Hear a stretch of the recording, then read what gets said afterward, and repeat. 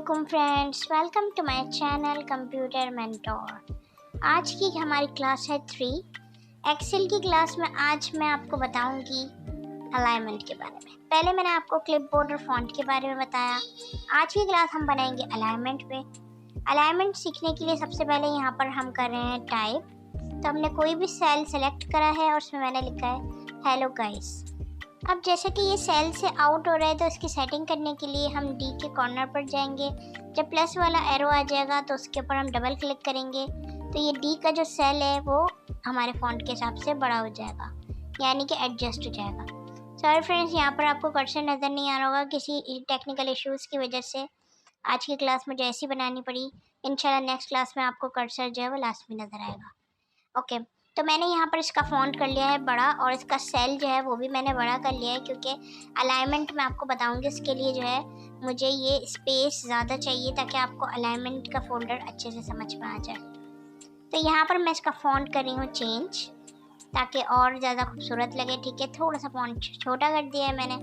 अब आ जाते हैं, सबसे पहले ये आपको नज़र आ रहा होगा अलाइनमेंट में, ये सबसे ऊपर फ्रंट अलाइन में देखें, यानी टॉप अलाइन में जैसे क्लिक करा तो ये ऊपर ले गया। मिडल अलाइन में ये मिडल में ले गया है। और अगर इसको बॉटम अलाइन करेंगे तो ये सेल के बॉटम में फॉन्ट को ले गया है।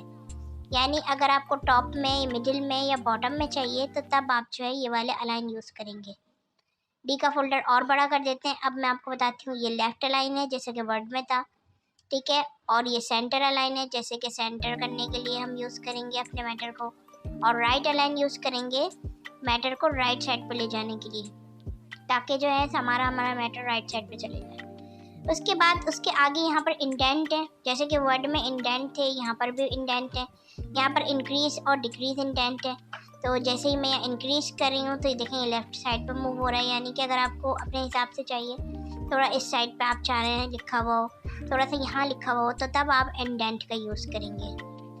उसके बाद नेक्स्ट है ओरिएंटेशन। यहाँ पर आपको ए बी लिखा हुआ नज़र आ रहा है। जैसे आप इस पर क्लिक करेंगे ये आपको बहुत सारे ऑप्शंस देगा। एंगल, काउंटर क्लॉक, ठीक है, ये क्लॉकवाइज कर देगा। इसको मैं जो है इसको सेल को बड़ा करके दिखाती हूँ ताकि आपको क्लियर इसके इफ़ेक्ट नज़र आए। ठीक है, यहाँ पर एंगल क्लॉकवाइज है और एंगल एंटी क्लॉकवाइज है। ठीक है, अगर आप क्लिक करेंगे तो यहाँ इस तरीके से हो जाएगा। वर्टिकल टेक्स्ट से अगर आपको वर्टिकल में टेक्स्ट चाहिए तो ये वर्टिकल में कर देगा। तो मैं इसका फ़ॉन्ट छोटा करके दिखाती हूँ।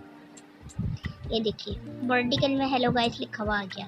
तो अगर आपको वर्टिकल टेक्स्ट की नीड हो तो तब आप ये यूज़ करेंगे। ये है रोटेट टेक्स्ट अप, ठीक है, ये रोटेट टेक्स्ट अप यानी कि अप करेंगे तो ये इस साइड पर जो है इसका अप साइड है डी का, तो ये यहाँ पर टेक्स्ट कर देगा, ऐसे इस टाइप से लिखा हुआ आएगा।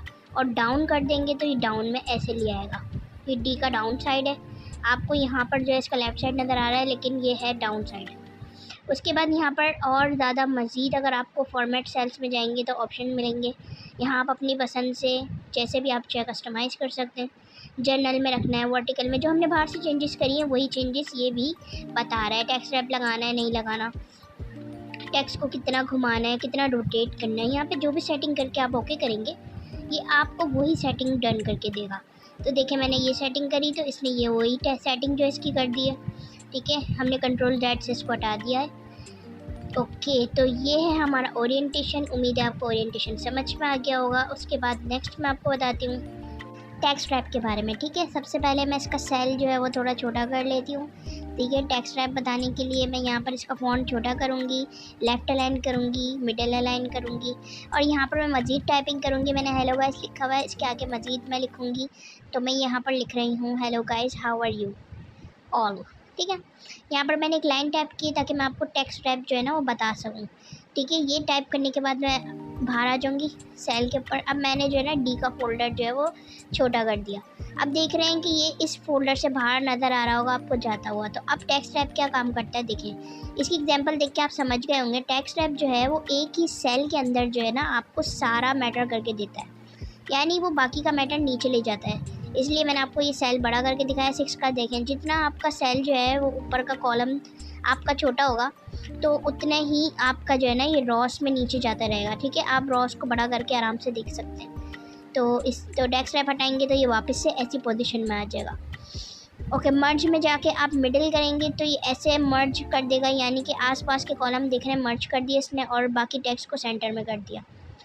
ठीक है, यहाँ पर अक्रॉस में है तो ये अक्रॉस में कर देगा अगर आप इसके ऊपर क्लिक करेंगे, जैसे कि अभी आपके पास ये टेक्स्ट रैप में ऐसे हुआ है।